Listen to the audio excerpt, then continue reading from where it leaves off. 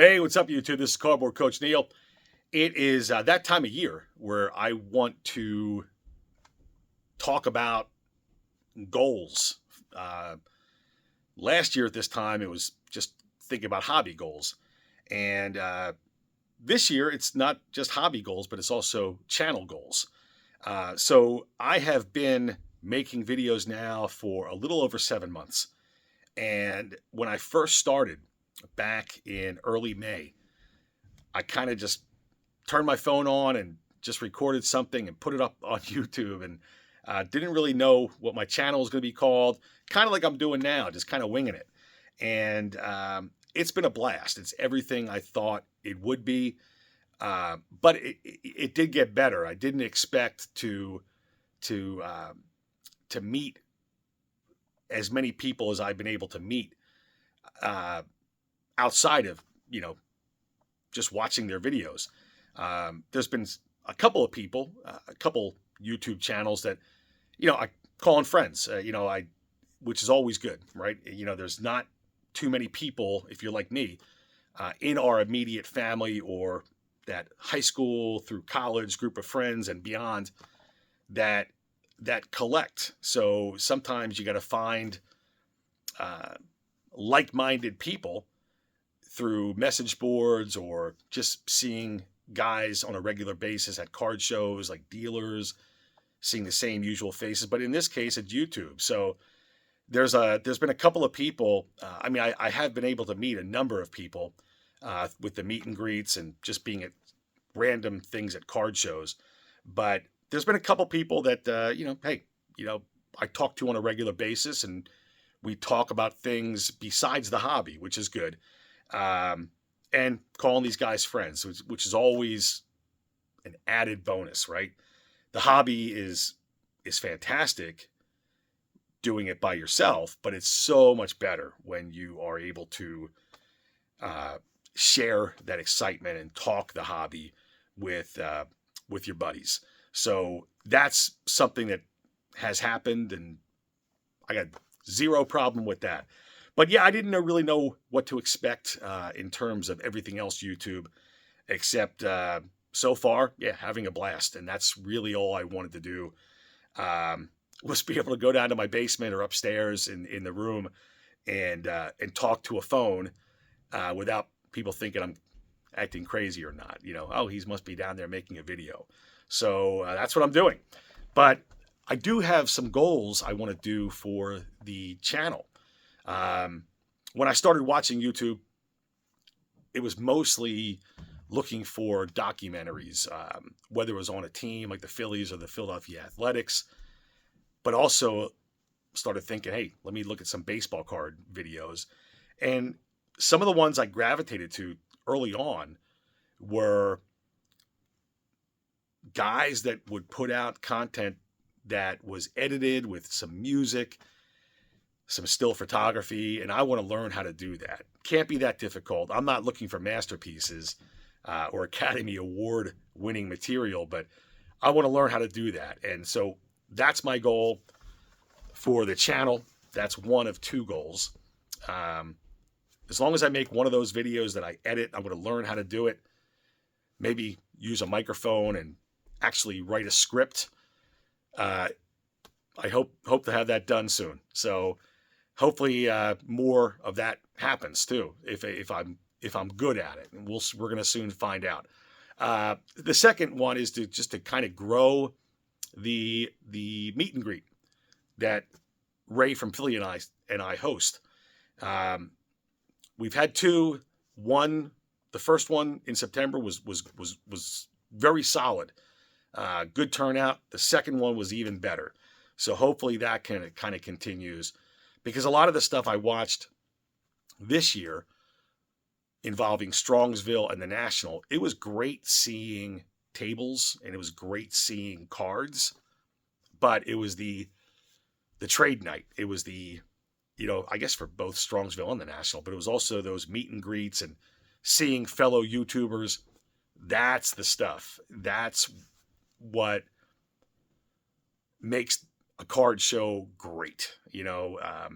We go to card shows, we make pickups. We remember where we got it sometimes, brings back memories. But I think those YouTube meet and greets look really, really cool. So far they have been, but a trade night would be something kind of cool. So that's something I want to get done for the Philly show. One of the 3 shows next year. So that's the goals I have for the channel. Goals for the PC. Well, I'm going to show you some examples, but before I do that, I want to talk about the reason why. When I first started watching YouTube, I thought it was going to be like, I did gravitate towards guys showing 52 tops mantles and a lot of big time cards. But it was the other channels that I really started liking, is the guys that were showing off just cool things, not necessarily expensive. And I realized, hey, I'm not the only one that likes this kind of material, and which was refreshing because some of the stuff I really, really like is not expensive at all. And I plan, for the PC is, getting more of that like I do every year. But for some things I want to learn more about, because I have a feeling that there's a lot more of the stuff that I've really started liking this year, and there's going to be more of that out there. So I want to keep this quick. It's just a real quick kind of goals video and sharing my thoughts on what it's been like on YouTube. And everything has been very, very positive. I'm going to turn the camera around and I'm going to show you some of the things I'd like to add on into my collection for next year. So let's just do that right now. Okay, I'm just going to, I just pulled out a couple things just to kind of show the kind of stuff I want to get done and want more of next year. And when it comes to like the mainstream Topps cards, Bowman, unless you're talking like big time cards, I've always liked cards that were raw, but I also like slabs, and this is the kind of the best of both worlds in my opinion. It's these these Mag Pros. So a number of channels use them. Of course, John Mangini, he was the first one I saw with these, but I noticed other people have them. To me, the custom flip really just makes it, holds the card perfect. And this is, in 1972, Willie Mays in action. It's just it's a near mint type looking card. Who knows what it would grade, but I really have zero desire to get it graded. But I just couldn't put a card like this or this 68 Yastrzemski, again, just kind of like a near mint looking type of thing, or this, Steve Carlton, in a top loader. And I didn't want them in a binder. I do have both. I have a top loader. I have boxes of that kind of stuff and binders of other things.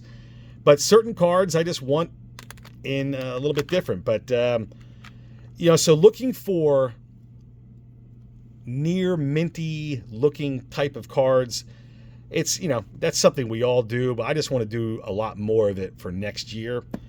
Those are just 3 of the ones. By the way, Zion cases, these Mag Pros are 50% off, I think through Christmas, so you might want to check them out.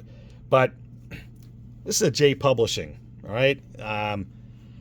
I've known about these things for 20, 30 years, and I just really never did anything with them. I've had this one for a little bit, but these things are they're just so cool. And I want to learn more about it, because there's also these, now this is a little bit different size, but team issues and photo packs. Now, these, they're plentiful, and I've known about, picture packs going to Veteran Stadium and Citizens Bank Park and seeing them for sale or at giveaways, and I just never really bought them. But it's just I just want to get more of it, because apparently, I'll just put those up here.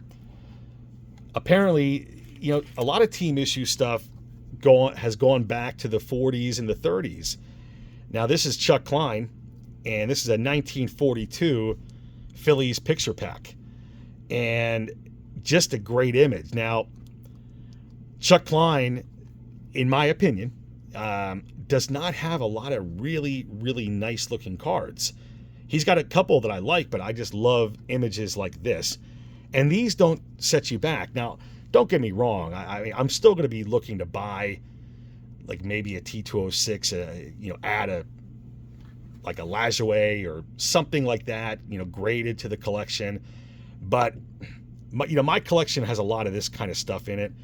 And this year I really started looking more into the knowledge about team issues and picture packs and photo packs and J Publishing and this and that. Well, J Publishing is pretty easy, but I think there's a lot more of this stuff out there. And I want to not only find it, I want to learn more about it. But that's a 1942 Phillies team issue / picture pack / photo pack of Chuck Klein. Really, really nice image. And but that's the kind of stuff. And then I never heard about this until this year. So I know about the Dormand, J Publishing. Thinking of a Dormand postcard. But this is a postcard. It's a J Publishing postcard.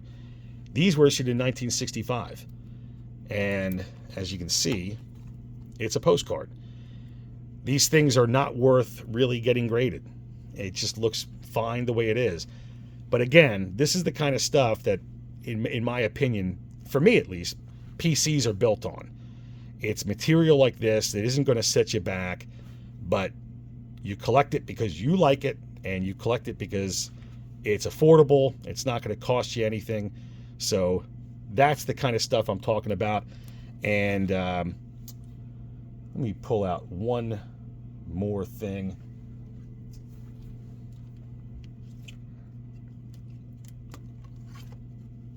And I've always liked oversized stuff, but there are a few channels out there. Aaron, of course, Value Vintage, the oversized king.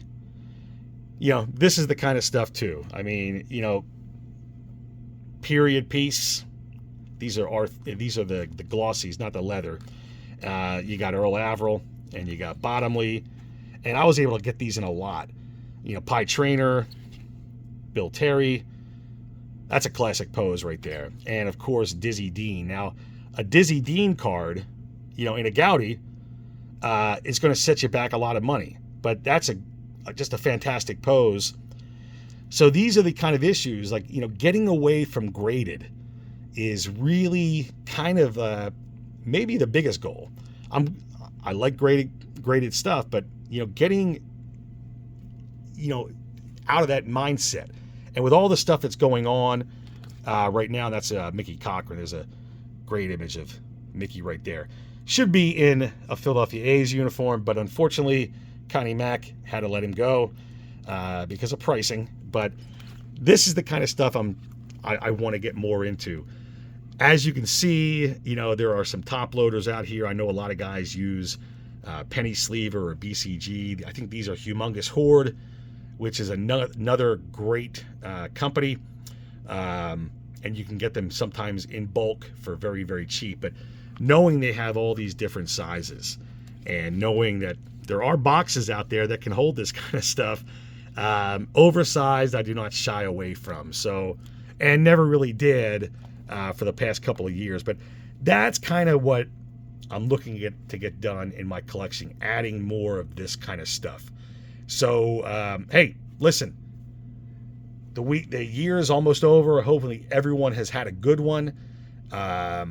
I want you guys to enjoy the holiday season and collect what you like, buy what you can afford, and you can't go wrong. Happy holidays, everybody.